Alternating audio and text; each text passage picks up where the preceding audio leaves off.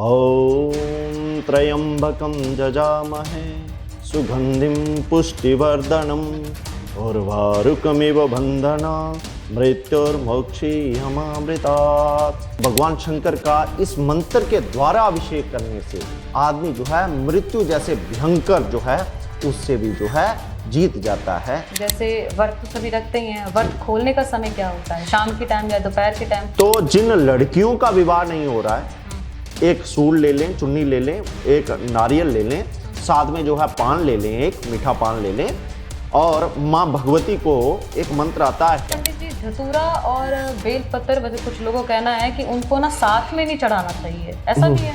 उस दिन मनन करने से, चिंतन करने से, भगवान शंकर का अभिषेक करने से, और जो कुछ नहीं कर सकता जागरण करने से भी जो है उसको अनेक लाभ प्राप्त होते हैं। जो हमारे यहाँ कह दिया जाता है कि पिया शिव ने भंग का प्याला और हो गए मगन मस्त, है ना, ऐसा नहीं है।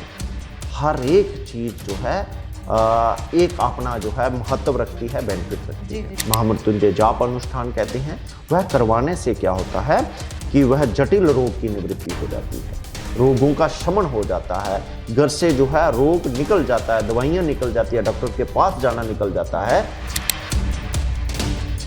शिवरात्रि ਦੇ ਮੌਕੇ ਦੇ ਉੱਤੇ ਬਹੁਤ ਸਾਰੇ ਲੋਕਾਂ ਨੂੰ ਨਹੀਂ ਪਤਾ ਹੁੰਦਾ ਕਿ ਫਾਸਟ ਕਿਵੇਂ ਰੱਖਣਾ ਹੈ ਤੇ ਉਸ ਦਿਨ ਕੀ ਕੁਝ ਕਰਨਾ ਚਾਹੀਦਾ ਹੈ ਤੇ ਮੁਹੂਰਤ ਕੀ ਹੁੰਦਾ ਹੈ।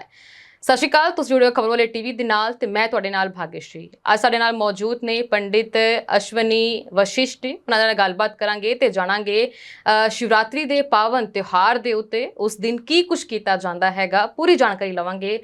ਤਾਂ ਸਭ ਤੋਂ ਪਹਿਲਾਂ ਉਹਨਾਂ ਦਾ ਸਵਾਗਤ ਕਰਦੇ ਹਾਂ। ਬਹੁਤ ਬਹੁਤ ਸਵਾਗਤ ਹੈ ਅਸ਼ਵਨੀ ਵਸ਼ਿਸ਼ਟ ਜੀ। नमस्कार भाग्यश्री जी। ਅੱਜ ਮੈਂ ਖਬਰ ਵਾਲੇ ਟੀਵੀ ਦੇ ਸੁਣਨ ਵਾਲੇ ਸਾਰੇ ਦਰਸ਼ਕਾਂ ਨੂੰ आने वाला पर्व शिवरात्रि की हार्दिक शुभकामना देना। सबसे पहले मैं स्टार्ट करूंगा उस महान मंत्र के साथ जो स्वस्थवर्धक है, आशीर्वाद देने वाला है।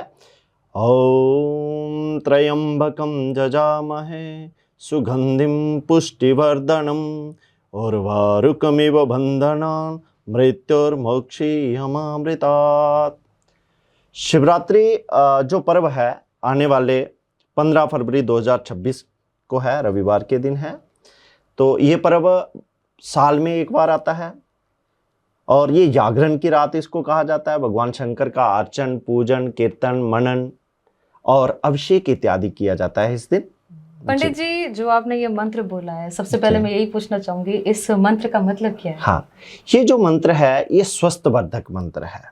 जब कभी किसी को लाइलाज बीमारी लग जाती है, हॉस्पिटल में होता है, हॉस्पिटलाइज होता है, आईसीयू में होता है, वेंटिलेटर के ऊपर होता है, उस समय हमारे प्राचीन ऋषियों के द्वारा बतलाया गया ये जो मंत्र है इसको महामृत्युंजय कहा जाता है। तो इसका जाप करने से, इसका चिंतन करने से और भगवान शंकर का इस मंत्र के द्वारा अभिषेक करने से जो है वह श्वास भी आती है और आदमी जो है मृत्यु जैसे भयंकर जो है उससे भी जो है जीत जाता है। इसलिए मतलब इसको इस कहा एक जाता है। मंत्र से। जी अच्छा पंडित जी, सबसे पहले मेरा सवाल है आपसे यही है भी शिवरात्रि का त्योहार आखिर क्यों मनाया जाता है? हाँ, शिवरात्रि का त्योहार जो है ये वैसे तो मासिक शिवरात्रि भी आती है, परंतु हाँ, परंतु ये जो फाल्गुन कृष्ण पक्ष की जो चतुर्दशी रहती है उस दिन मनाने वाला त्योहार है, जिसको रात्रिकालीन त्योहार कहा जाता है। ये इसमें होता है जागरण वाली रात्रि। खगोलीय शास्त्र में एक ऐसी घटना रहती है, सूर्य चारों का, सितारों का एक ऐसा प्रवाह रहता है उस रात्रि में कि उस दिन मनन करने से, चिंतन करने से, भगवान शंकर का अभिषेक करने से और जो कुछ नहीं कर सकता जागरण करने से भी जो है उसको अनेक लाभ प्राप्त होते हैं। अच्छा, शिवरात्रि के दिन कहते हैं भी सुबह सुबह व्रत करना चाहिए। हालांकि वो व्रत कुंवारी लड़कियां भी करती है, गर्भवती औरतें भी करती है अपने बच्चों के लिए, और माएँ भी करती है। आखिर उस व्रत का महत्व क्या है, और अगर कोई व्रत कर भी रहा है तो उसकी शुरुआत कैसे करते हैं? हाँ, सबसे पहले मैडम मैं बात करूंगा कि व्रत, सबसे पहले हमें ये देखना पड़ेगा। मैं थोड़ा सा वैज्ञानिक की ओर आपको ले जाऊंगा क्योंकि हमारा जो सनातन है ना बड़ा वैज्ञानिकता से जुड़ा हुआ है। वैज्ञानिकता से ये रहता है कि ये जो महीना प्रारंभ होगा धीरे धीरे आप देखेंगे सर्दी को छोड़कर गर्मी की ओर आ रहा है। जी।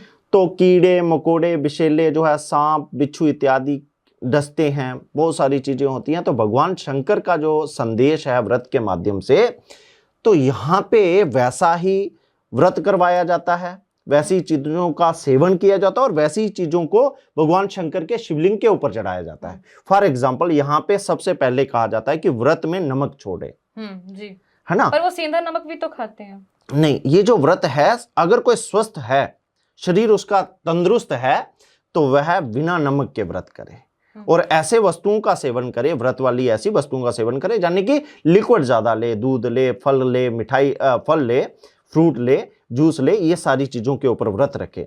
फिर अगर कोई नहीं कर सकता तो इसमें जो है, जो व्रत वाले हमारे आटा वगैरह आते हैं या दूसरी चीजें, तो वो ले सकते हैं। हाँ जी, वो ले सकते हैं। और किसी कोई जैसे किसी का बीपी लो है तो वो नहीं ही बिना नमक के किया जाता उससे व्रत, तो वो नमक भी खा ले। अब मेरी बात थोड़ी सी हट गई, मैं बता रहा था वैज्ञानिकता क्या है। तो ये जो विषैले जो है कीटाणु इत्यादि या सांप कीड़े इत्यादि जो काटते हैं, तो कहा जाता है ना कि जो नमक नहीं खाता तो उसको जो है विष इत्यादि नहीं चढ़ता ज्यादा, उसको प्रॉब्लम नहीं आती। तो एक इसका ये भी है। फिर उसी प्रकार से जो जितनी चीजें भगवान शंकर के ऊपर चढ़ाई जाती हैं वह भी इस प्रकार की जो है प्रॉब्लमों से निदान दिलाने वाले हैं। ये इसका वैज्ञानिक एक रहस्य भी है। बाकी तो भगवान शंकर के ऊपर चढ़ाने से तो मैंने कहा अनेक फल प्राप्त होते हैं। अच्छा, भगवान जैसे आपने कहा भी शिवलिंग के ऊपर बहुत कुछ चीजें चढ़ाई जाती है, पर पूजा के टाइम कौन कौन सी चीजें चढ़ानी चाहिए? देखो, शिवलिंग के ऊपर वैसे तो पहले आपका ये होना चाहिए कि आप किस शिवलिंग का पूजन कर रहे हो। ठीक है, शिवलिंग हमारे बहुत प्रकार के होते हैं, जिसमें विशेषकर जो है नर्मदेश्वर शिवलिंग होता है, जो आप प्राय मंदिरों में देखते हो। नर्मदेश्वर, नर्मदा एक नदी है, वहां का हर जो है कंकर यानी कि पत्थर शंकर है, उसकी स्थापना प्राय जो है मंदिरों में कर दी जाती है। उसके अलावा भी पार्थिव शिवलिंग है या अन्य अन्य रत्नों के अलग अलग प्रसिद्धि के लिए, अलग अलग जो है प्राप्ति के लिए अलग अलग शिवलिंगों के ऊपर जो है जल इत्यादि चढ़ाया जाता है। तो भगवान शंकर के पूजा में जो चीजें विशेषकर चढ़ाई जाती हैं या उस शिवरात्रि के दिन जो चढ़ाई जानी चाहिए, सबसे पहले तो 4 प्रहर पूजा होती है रात की, यानी रात्रि जितनी रहती है उसको 4 में डिवाइड कर दो। अच्छा, 4 भागों में डिवाइड कर दो, उसको कहते हैं 4 प्रहर। 1 प्रहर, दूसरा प्रहर, तीसरा प्रहर, 4 प्रहर। 4 प्रहर की रात्रि होती है। तो 4 प्रहर में भगवान शंकर की पूजा करने का विधान है वेदों में। अब भगवान शंकर को चढ़ता क्या है? वैसे तो जो आपका ब्राह्मण रहता है वो पूरी पूजा आपसे करवाता है, गणेश पूजा इत्यादि करके, और नंदीश्वर आदि पंचगण षड जो है शेषनाग का पूजन करके जो है सब चढ़ाया जाता है। तो भगवान शंकर को चढ़ाने के लिए जैसे सबसे पहले पादयोपाद्यम हस्तो अर्घ्यम मुखे आचमनी शरीर सर्वांगेषु, यानी कि उस शिवलिंग को जो है एक आकार मानते हुए उसके पांव दुलाना, हाथ दुलाने, मुख की शुद्धि, शरीर की शुद्धि करवाते हुए फिर एक पंचामृत आता है, दूध, दही, शहद, शक्कर, घी जहां पे मिलता है इसको पंचामृत कहते हैं, वो चढ़ाया जाता है। और फिर उसके साथ साथ बेलपत्र, भंग, दतूरा, अक, है ना, ये इत्यादि चढ़ाया जाता है, वैर इत्यादि चढ़ाए जाते हैं। तो इससे जो है भगवान शंकर का जो है अभिषेक भी किया जाता है और पूजन भी किया जाता है। अच्छा पंडित जी, धतूरा और बेलपत्र, वैसे कुछ लोगों का कहना है कि उनको ना साथ में नहीं चढ़ाना चाहिए, ऐसा भी है? नहीं, ऐसा नहीं है। देखो, वैदिक जो ब्राह्मण रहता है वो धतूरे का अलग से मंत्र बोलता है, ठीक है, और अक का अलग से बोलता है और भंग का अलग से बोलता है, ठीक है, वो तो कभी चढ़ते नहीं है। हाँ, साधारण आदमी है अगर साथ में चढ़ा भी देता तो कोई ऐसी दिक्कत नहीं आने वाली है ना, आप चढ़ा सकते हो वहां पे।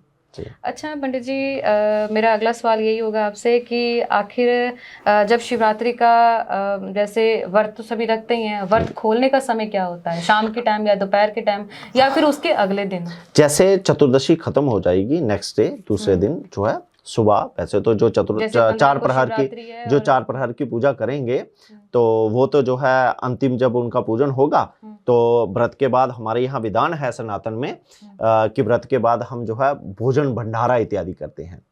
तो जो पूजन करने वाले हैं वो भंडारा करके जो है व्रत अपना खोल सकते हैं। जो नहीं भी भंडारा कर सकता तो थोड़े से चावल इत्यादि का दान करके किसी को तो अपना व्रत दूसरे दिन खोल सकता है सूर्योदय के बाद। अच्छा, इसका मुहूर्त क्या रहेगा सही, मतलब व्रत करने का मुहूर्त क्या है और पूजा करने का मुहूर्त? देखो, 15 फरवरी ये रात्रिकालीन जो है महोत्सव है, यानी कुछ हमारे जो महोत्सव होते हैं वो सुबह कालीन होते हैं, दिन के होते हैं, ये रात्रि कालीन है। तो इसमें तो वैसे 15 फरवरी सुबह से ही आपको नहा धो के जो है व्रत रख लेना चाहिए और रात्रि तक पूरा व्रत चलेगा और दूसरे दिन आपका व्रत जो है खत्म होगा। इसमें जो पूजा का टाइम है, जो मैं आप 4 प्रहर की पूजा आपको बोल रहा था, तो उसमें जो पूजा का टाइम रहेगा जो 6:11 PM शाम का जो है टू 9:23 PM तक ये पहला प्रहर होगा। दूसरा प्रहर जो होगा 9:23 से लेकर 12:35 AM तक ये दूसरा प्रहर होगा। तीसरा जो होगा वह 12:35 से लेकर 3:47 AM तक ये तीसरा प्रहर होगा। और जो चौथा प्रहर होगा वो 3:47 से लेकर 7 AM तक जो है जिसका चौथा प्रहर होगा। इसमें पूजन होगा, अर्चन होगा और अंतिम में जो है हवन इत्यादि करके भंडारा इत्यादि किया जाता है। अच्छा, शिवरात्रि के दिन ना बहुत सारे कहते हैं भी भगवान शिव सबकी मनोकामनाएं पूरे करते हैं। हाँ। इसमें बच्चे भी मतलब शामिल होते हैं। बच्चे भी कहते हैं भी भगवान हमारी मनोकामनाएं पूरे कर देंगे, क्योंकि अब एग्जाम का टाइम आ चुका है और परीक्षा को लेकर भी बच्चे काफी चिंतित रहते हैं। तो उनको कैसे मतलब पूजा करनी चाहिए, या फिर वो कैसे अगर फास्ट रखना चाहिए कैसे कर सकते हैं वो? देखो, जैसा संभव हो, बच्चा अगर बहुत छोटा है तो वो फास्ट नहीं रख पाएगा, पर हम सनातनी लोगों को अपने बच्चे को शिक्षित करना चाहिए और ऐसे शिवलिंग, प्राचीन शिवलिंग के पास जाकर बच्चे से, अगर वो व्रत नहीं भी कर सकता, माएँ उसको दूध, दही, शहद, शक्कर, घी जो पंचामृत होता है वो सब मिक्स करके दें, शिवलिंग के ऊपर चढ़ाना सिखाएं उनको। और उसके बाद जो है बेल पत्र हो, बेल फल हो, भंग हो, धतूरा हो, ये सारा जो है चढ़ाएं और इनको सिखाएं कि ये नशे की वस्तु नहीं है। भांग हो गया, धतूरा हो गया, जो हमारे यहाँ कह दिया जाता है कि पिया शिव ने भंग का प्याला और हो गए मगन मस्त, है ना, ऐसा नहीं है। हर एक चीज जो है एक अपना जो है महत्व रखती है, बेनिफिट रखती है। जी बिल्कुल, है ना। तो बच्चों को ये चढ़ाने से, पंचामृत का स्नान करवाने से, बेलपत्र चढ़ाने से उनकी मेधा शक्ति यानी कि जो है मस्तिष्क, माइंड जो है वो शार्प होगा, ज्यादा शक्ति बढ़ेगी और वह शिक्षा में, परीक्षा में सफल भी होंगे और आगे भी बढ़ेंगे। अच्छा पंडित जी, एक और सवाल है भी, आज के समय में जैसे कह लो भी शादियों का बहुत ज्यादा अर्चन कह लो, ये रुकावटें बहुत आ रही है, तो जिनकी शादी नहीं हो रही है वो शिवरात्रि के दिन ऐसा क्या करे ताकि उनकी शादी जल्दी हो जाए और भगवान शिव उनकी मनोकामना भी पूरी करे? हाँ, देखो, भगवान शंकर और माँ पार्वती का जुगल जो है पूजन रहता है शिवरात्रि में। तो जिन लड़कियों का विवाह नहीं हो रहा है वो जैसे शिवरात्रि हुई, दूसरे दिन जैसे शिवरात्रि खत्म हुई, व्रत उद्यापन करने का समय आ गया, तो श्रृंगार सामग्री लें, एक सूल ले लें, चुन्नी ले लें, एक नारियल ले लें, साथ में जो है पान ले लें, एक मीठा पान ले लें और माँ भगवती को एक मंत्र आता है, हे गौरी शंकर अर्धांगी यथा तम शंकरा प्रिया तथा माम कुर कल्याणी कांत कांतम सदुर्लभम। इस मंत्र का या ओम ऐं हरिं क्लीं चामुंडाय विचे करके वो माँ पार्वती को, भगवान शंकर को अर्पित करें और प्रार्थना करें, संकल्प करें कि हे माँ भगवती, मुझे वर स्वरूप में जो है ऐसा दूल्हा प्राप्त हो जो शंकर जैसा हो, शंकर के गुणों से भरपूर हो, हे माँ पार्वती ऐसी कृपा करना। उसी प्रकार जिन लड़कों की शादी नहीं हो रही है तो वह भगवान शंकर को धोती, गड़वा इत्यादि जो है चढ़ाएं और माँ पार्वती को जो है चुन्नी इत्यादि चढ़ाते हुए, तो वहां पे मंत्र आता है, पत्नी मनोरमम देही मनोवृत्तानुसारिणी तारणी दुर्ग संसार सागरस्या कुलोद्भवम, कि मुझे जो है एक जो है सर्वगुण संपन्न जो है स्त्री की प्राप्ति हो, जो मेरी वामंगनी हो और मेरी जीवन साथनी हो। हे माँ भगवती, हे भगवान शंकर ऐसी कृपा करें। तो ये चढ़ा देने से शीघ्र अतिशीघ्र सुयोग्य वर और सुयोग्य धर्म पत्नी जो है प्राप्त होती है, ऐसा हमने अपना अनुभव है हमारा। अच्छा, जिन घर में रोगी होते हैं, बीमार होते हैं, किसी घर में बुजुर्ग, क्योंकि आज के समय में बीमारी हर किसी के घर में है, और उनको क्या करना चाहिए कि ताकि उनका जो रोग है वो ठीक हो जाए जल्दी? रोगी, भगवान शंकर का पूजन जो है मुख्यतः रोग मुक्त करने के लिए ही विशेषकर जो है हम ज्योतिषियों के द्वारा जो है भगवान शंकर का पूजन किया जाता है। सबसे पहले अगर आपको मैं छोटे शब्दों में समझाऊं, है ना, तो रोग की मुक्ति के लिए महामृत्युंजय किसी सुयोग्य पंडित के द्वारा जो है अनुष्ठान करवाएं, उस दिन पूजन करवाएं, अर्चन करवाएं, अभिषेक करवाएं, है ना, जाप करवाएं और उसके साथ साथ में दूध चढ़ाएं, दही चढ़ाएं, घी चढ़ाएं, शहद चढ़ाएं, शक्कर चढ़ाएं, ज्यादा मात्रा में चढ़ाएं। मंत्र चलते जाते हैं, ब्राह्मणों के, और साथ में ये चढ़ाते चलें, जिसको हम अभिषेक भी कहते हैं, रुद्राभिषेक कहते हैं, महामृत्युंजय जाप अनुष्ठान कहते हैं। वह करवाने से क्या होता है कि वह जटिल रोग की निवृत्ति हो जाती है, रोगों का शमन हो जाता है, घर से जो है रोग निकल जाता है, दवाइयाँ निकल जाती है, डॉक्टर के पास जाना निकल जाता है। ऐसा जो है भगवान शंकर की पूजा से संभव है। अच्छा, जो शिवरात्रि के दिन शोभा यात्रा निकलती है, हाँ जी। आखिर उस शोभा यात्रा का मतलब क्या है? शोभा यात्रा का मतलब भी जब शोभा यात्राएं प्रारंभ की गई थी, वैसे वो तो एक हफ्ते पहले संदेश ही, के लिए, हफ्ते वो एक पहले ही संदेश शुरू के हो जाती लिए है थी। लोगों में। शोभा यात्रा ये कोई खराब चीज नहीं है, हम्म। प्राचीन काल से चली आ रही है। मूर्ति से अवगत करवाना, संस्कारों से अवगत करवाना, है ना, शिवरात्रि से अवगत करवाना, शंकर से अवगत करवाना, प्राचीन सभ्यता से अवगत करवाना, नवीन बच्चों को, पढ़े लिखे लोगों को, जो इस धर्म से विमुख हो चुके हैं, उन लोगों को बताने के लिए।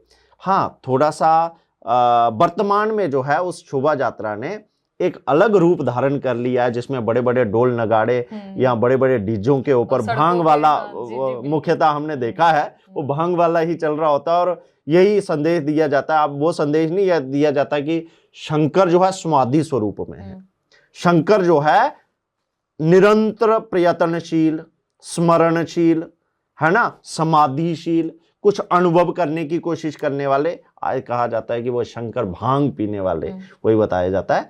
वहां पे शोभा यात्रा अच्छी नहीं है। हाँ, शोभा यात्रा में कोई संदेश हो शंकर के प्रति, है ना, संदेश हो सनातन के प्रति, तो वो शोभा यात्राएं प्राचीन से चली आ रही हैं, बहुत ही लाभदायक हैं आम जन सामाजिक लोगों के लिए। अच्छा, जिनका कारोबार होता है, जिनका कारोबार अच्छा नहीं चल रहा, हाँ, और वो अपने कारोबार को बढ़िया चलाने के लिए शिवरात्रि वाले दिन क्या करना चाहिए? हाँ, शिवलिंग के लिए उन लोगों को शहद चढ़ाना चाहिए, गन्ने का रस चढ़ाना चाहिए, शक्कर चढ़ानी चाहिए। उससे धन की वृद्धि होती है, व्यापार की वृद्धि होती है, और गजवाहनी स्थायी रूपणी लक्ष्मी जो है उनके परिवार में, व्यापार में आ जाती है।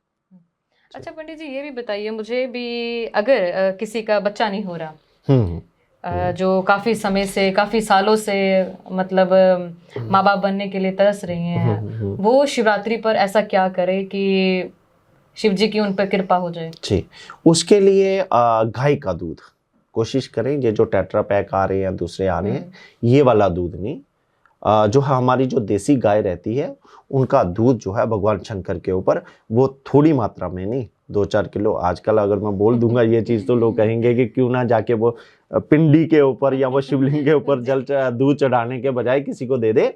भाई वो एक अलग विषय है, उसके ऊपर कभी फिर से चर्चा में बैठेंगे। उन लोगों के लिए, उन माँ बाप को भगवान शंकर के ऊपर जो है दूध चढ़ाना चाहिए। हाँ, कोशिश करें अगर वो योग्य हैं तो किसी पंडित के द्वारा, मंत्रों के द्वारा चढ़ाएं तो ज्यादा फल होगा। पर ऐसे भी अगर चढ़ाते हैं तो पुत्र की प्राप्ति होती है, संतान की प्राप्ति होती है।